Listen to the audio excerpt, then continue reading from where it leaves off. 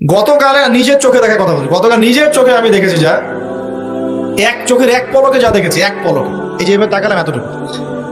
আমরা আসছিলাম এই যে পূর্বাচল দিয়ে মাহফিলে যাব, আমরা চাঁদপুর যাব, ওই দিক দিয়ে বের হয়ে কোন জায়গাতে চলে গেছে আমি মানে বলতে লজ্জা পাচ্ছি, কিন্তু আপনাদেরকে বলি কারণ আপনারা এই শহরের বাসিন্দা এবং এই শহরের ভবিষ্যৎ আপনার হাতে, এই ঢাকা সিটির ভবিষ্যৎ আপনাদের হাতে না। আচ্ছা, তো গাড়িতে বসে আমরা সাধারণত কি করি, বই পড়ি বা ফোনে কথা বলি বা পরিবারের খোঁজ খবর নেই। গাড়িতে বই পড়তে পড়তে চোখ লেগে যায় না অনেক সময়, তো চোখটাকে রেস্ট দেওয়ার জন্য জাস্ট একবার গ্লাসটা খুলে বাইরে তাকিয়েছি। পাশ দিয়ে একটা গাড়ি চলে গেল, একটা উবার টাইপের একটা গাড়ি চলে গেল, ড্রাইভার গাড়ি চালাচ্ছে।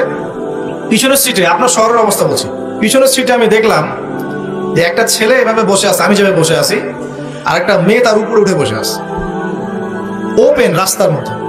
এটা আপনাদের শহর। আমি যে বলি যে কিয়ামতের যত সায়েন্স গুলো আছে, নিদর্শন গুলো, সেগুলো মোটামুটি প্রকাশ পেয়ে গেছে সব শহরগুলোতে, আপনারা তো বিশ্বাস করতে চান না। নবীজি এটার কথাই বলছিলেন হাদিসে যে কিয়ামত ততদিন পর্যন্ত হবে না যতদিন পর্যন্ত মানুষ গরু গাধার মতো রাস্তাঘাটে জেনা করবে না। স্পষ্ট হাদিস আছে, কিয়ামত ততদিন পর্যন্ত হবে না যতদিন পর্যন্ত মানুষ গাধার মতো রাস্তাঘাটে জেনা করবে না। এগুলো জেনা না? জেনা মানে কি শুধু ওই সেক্সুয়াল শারীরিক সম্পর্কই জেনা? দেখেন ফ্ল্যাটে ফ্ল্যাটে জেনা হচ্ছে, ফ্ল্যাটে ফ্ল্যাটে মাদক দ্রব্য সেবন করছে, ধনীর দুলাল, কোনো খবর নাই। একটা অসুস্থ প্রজন্ম তৈরি করছে আমরা, জানেন? এই প্রজন্মের ছেলেরা নাস্তা করে 12টা-1টার দিকে, দুপুরে এদের রাত হয় 12টা-1টা পর্যন্ত, ঘোরাফেরা করে, ফজরের নামাজের সময় ঘুমায়। ফজর নামাজটা পড়ে ঘুমায় না, কিন্তু ফজর নামাজের সময় ঘুমায়। উঠে দেখবেন 12টা-1টায় নাস্তা করে, 12টা-1টার দিকে।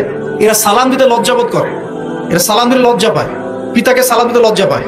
হ্যাঁ, টাকটুর উপরে কাপড়, দাড়ি রাখা এদের কাছে মনে হয় ব্যাকডেটেড থিঙ্কিংস। হ্যাঁ, এরা পাপকে পাপ মনে করে না, মাদককে এরা স্বাভাবিক মনে করে, জেনাটাকে স্বাভাবিক মনে করে। ফ্রি মিক্সিং, জেনাটা খুব স্বাভাবিক, বয়ফ্রেন্ড গার্লফ্রেন্ড খুব স্বাভাবিক বিষয়, ঠিক আছে? বাপের টাকা পয়সা থাকলে এগুলো নিয়ে বন্ধুদের সাথে মজ মাস্তি করাটাকে এটা ফ্যাশন মনে করে, টাকা উড়িয়ে দেখে ফ্যাশন মনে করে। ওই টাকা পয়সা কামাই করতে পিতাদের কত কষ্ট হয়েছে ওরা জানে না, পিতারা জানে। এই প্রজন্মের মেয়েরা দেখবেন পর্দাটাকে ব্যাকডেটেড থিঙ্কিংস মনে করে, চুল খোলা রেখে গেঞ্জি টি শার্ট পরে বাইরে ঘুরতে যারা পরিমাণ লজ্জাবোধ কাজ করে না, যারা পরিমাণ। বিভিন্ন অকেশন আসলে দেখবেন মোমবাতি জ্বালিয়ে অগ্নি পূজা শুরু করে দেয়। হ্যাঁ, এবং কোনো কোনো ক্ষেত্রে সংস্কৃতির নামে এমন কিছু শিরকি কাজ করে যেগুলোর সাথে ইসলামিক কোনো সম্পর্ক নেই। এরা জীবনে প্রতিষ্ঠিত হওয়াকে, বাইরে একটা ডিগ্রি সার্টিফিকেটকে নাজাতের ওসিলা মনে করে ফেলে। নামাজ, রোজা, হজ, যাকাত, ইসলামিক কালচারগুলা তাদের কাছে মনে হয় এগুলো শেষ বয়সের কাজ, এই বয়সে কোনো দরকার নেই। আমরা একটা অসুস্থ প্রজন্ম তৈরি করে যাচ্ছি। আপনি সালাম দিয়ে দেখেন উত্তর দেয় না, সালাম দিলে সাইবোধ করে, সালাম দিতে মনে হেড হয়ে যাচ্ছে মাথাটা। কি লজ্জা, সালাম দিতে কি লজ্জা। দেখবেন হ্যালো হাউ আর ইউ, পশ্চিমারা যা যা করে হুবাহু ওদের কাটপেস্টে লাইফ লিড করে, জুমার নামাজও ঠিক মতো পড়তে যায় না। আমরা কি প্রজন্ম তৈরি করছি চিন্তা করে দেখবেন। মাদক, এই যে একটু আগে স্যার বলে গেলেন না, ম্যাক্সিমামই, অল্প কিছু মানুষ বাদ দিয়ে, যারা একটু ধর্মকর্ম চর্চা করে, এইসব মানুষ বাদ দিয়ে ম্যাক্সিমামই মাদকের সাথে সম্পৃক্ত। আমি দেখাচ্ছিলাম প্রিয় ভাইয়েরা এবং পর্দার বোনেরা যারা আছেন, যে আমাদের সায়েন্স গুলো কিন্তু চলে আসছে। এখন এই প্রজন্মের দায়িত্ব কিন্তু আপনার হাতে। এই প্রজন্মের দায়িত্ব কার হাতে বলেন? এই শহরের দায়িত্ব কার হাতে? শুধু কি আলেম ওলামার হাতে? শুধু কি প্রশাসনের হাতে? এই শহরকে আপনি পাপমুক্ত করবেন কিভাবে? আপনাদের আমাদের কোনো ভূমিকা নাই?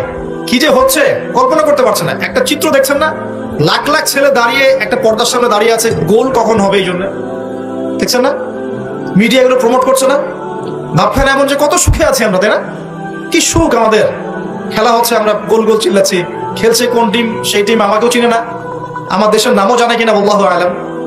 আমরা মাতামাতি করছি, মাশাআল্লাহ। আমরা মারামারি করছি, কেউ মার্ডার হচ্ছে, কেউ আবার শোকে স্ট্রোক করে মারা যাচ্ছে, তাই হচ্ছে না? এমন কেন জাতিগতভাবে আমরা এমন কেন হলাম? জাতিগতভাবে আমাদের কোনো ব্যক্তিত্ব নাই, আমাদের কোনো গায়রত নাই। আমাদের তো যুদ্ধের হিস্ট্রি আছে, আমাদের বীরত্বের হিস্ট্রি আছে, আমাদের ভাষা আন্দোলনের হিস্ট্রি আছে।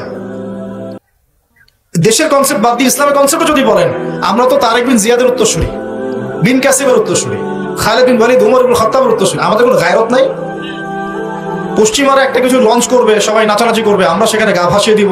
কিছু কিছু মুসলিম কান্ট্রি ওগুলোতে জয়েন হবে, আমরা মনে করবো এটা হালাল হয়ে গেল। অনলাইনে দেখলাম একজন লিখেছেন, আরেকজন বক্তব্য দিচ্ছেন, রাসূলুল্লাহ সাল্লাল্লাহু আলাইহি ওয়াসাল্লাম তো নাকি তার স্ত্রীর সাথে খেলাধুলা করেছেন। রাসূল সাল্লাল্লাহু আলাইহি ওয়াসাল্লাম তার স্ত্রীর সাথে দৌড় প্রতিযোগিতা করেছেন রাতের অন্ধকারে। মসজিদ নববীর মধ্যে ঈদের দিন উৎসব পালন করা হয়েছে নববীর মধ্যেই। এটার সাথে আপনি ফিফার দলিল টানছেন, এটা দিয়ে আপনি ফিফাকে জায়েজ করতেছেন। এখানে তো জুয়া হচ্ছে। একটা মুসলিম কান্ট্রি কাতার, যা অ্যারেঞ্জ করেছে এই অ্যারেঞ্জমেন্টটা অন্য আগের সব অ্যারেঞ্জমেন্টের চেয়ে বেটার, কারণ সে তার মধ্য দিয়ে ইসলামের প্রচার করার চেষ্টা করেছে, সে তার জায়গা থেকে চেষ্টা করেছে, কিন্তু মন্দের ভালো, এর চেয়ে ভালো কিছু করা সম্ভব ছিল না এখানে। সে যতদূর পর্যন্ত পেরেছে ট্রাই করেছে, এবং সে কিন্তু ছোট রাষ্ট্র হলেও অনেক বড় বড় ওয়ার্ল্ড অ্যাফেয়ার্স এর বিষয়ে সে মাথা ঘামায়। আমাদের ঢাকার সমান আয়তন হবে কিনা সন্দেহ আছে, ঢাকা বিভাগের সমান হয়তো আয়তন হবে, সে ওয়ার্ল্ডের বড় বড় জিও পলিটিক্যাল বিষয়ে সে মাথা ঢুকে এখন। হ্যাঁ, সে তার সর্বোচ্চ চেষ্টা করেছে, কিন্তু এর মধ্য দিয়ে যে সারা বিশ্বে কোটি কোটি যুবক তাদের হায়াত নষ্ট করছে, তাদের যৌবন নষ্ট করছে, তাদের রাতের ঘুম ইবাদত নষ্ট করছে, হ্যাঁ, অবশ্যই ক্রন্দলে লিপ্ত হচ্ছে, বিধর্মীদের কালচার ফলো করছে, ওদের ফ্ল্যাগ টাঙাচ্ছে। আমার দেশের মধ্যে, স্বাধীন সার্বভৌম রাষ্ট্রের মধ্যে অন্য একটা রাষ্ট্রের পতাকা তুলবো কেন? আমার গায়রত নাই?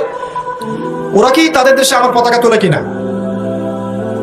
আমাদের ব্যক্তিত্ব কোথায় চলে গেল? এগুলোকে আমরা টেকনিক্যালি আবার মিডিয়া দিয়ে জায়েজ করার চেষ্টা করছি, যে নবী সাল্লাল্লাহু আলাইহি ওয়াসাল্লাম তো দৌড় প্রতিযোগিতা করেছেন, হ্যাঁ, তারপরে মসজিদ নববীর মধ্যেও তো এরকম খেলাধুলা হয়েছে।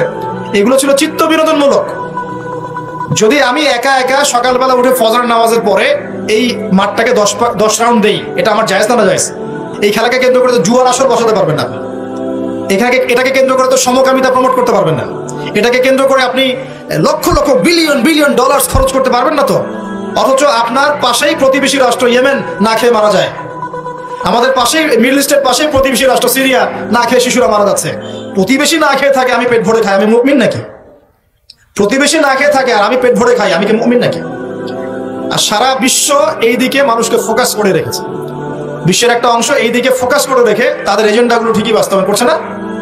তো রমজান মাস আসে, দেখবেন রমজান মাস যখনই আসে দেখবেন যে নির্যাতন বেড়ে যায় উম্মার উপর। যে সময়ে উম্মার ইকোনমিক অবস্থা ভালো না, সামরিক অবস্থায় তাদের মুখোপেক্ষী হয়ে থাকতে হচ্ছে, যে সময় আমাদের ভিতরে পলিটিক্যাল বিরোধগুলো দেখা দিচ্ছে, আমরা ইউনাইটেড হতে পারছি না, যে সময় যুব সমাজরা মাদকে আসক্ত হয়ে আছে, পর্নোগ্রাফিতে আসক্ত হয়ে আছে, দিনের ইলম কালাম অর্জন করছে না, নামাজ ঠিক মতো পড়ছে না, কুরআন তেলাওয়াত করা শিখছে না, যে সময়ে ইভেন আলেম ওলামাদের মধ্যে ঐক্য দেখা যাচ্ছে না, যে সময়ের মধ্যে আমরা পরিবারগুলোর ভাঙন দেখতে পাচ্ছি, আমাদের পরবর্তী প্রজন্ম কোন পরিবেশে বড় হবে সেই নিশ্চয়তা দিতে পারি না, যে পরিবেশে একটা 5 বছরের ছোট্ট বাচ্চা আয়াতকে কেটে টুকরা টুকরা করে ফেলা হয়, এইখানে আমরা বসে বসে রং তামাশা দেখতেছি টিভির সামনে বসে। এই সমাজটা পরিবর্তনের দায়িত্ব আমাদের কারো ঘাড়েই নাই? শুধু কি পলিটিশিয়ানদের দায়িত্ব? শুধু কি প্রশাসনের দায়িত্ব? আমাদের সবাইকে নাকে তেল দিয়ে ঘুমানোর জন্য পৃথিবীতে আসছে?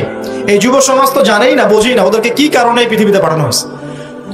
সে যে মুসলিম, তার যে দায়িত্ব কর্তব্য আছে, আল্লাহ পাক যে তাকে সৃষ্টি করেছেন তার ইবাদত করার জন্য এবং আল্লাহর জমিনে দিনটার প্রচার প্রসার ঘটানোর জন্য, তার কোনো ফিকির আছে? একটা পর্দার সামনে দাঁড়িয়ে এসে আধা ঘন্টা 1 ঘন্টা 1.5 ঘন্টা সময় নষ্ট করে ফেললো, তার ফিজিক্যাল কোনো উপকারও কিন্তু নাই। আছে কি অবস্থা? মানে মিডিয়া যে কি প্রমোটটা করতেছে।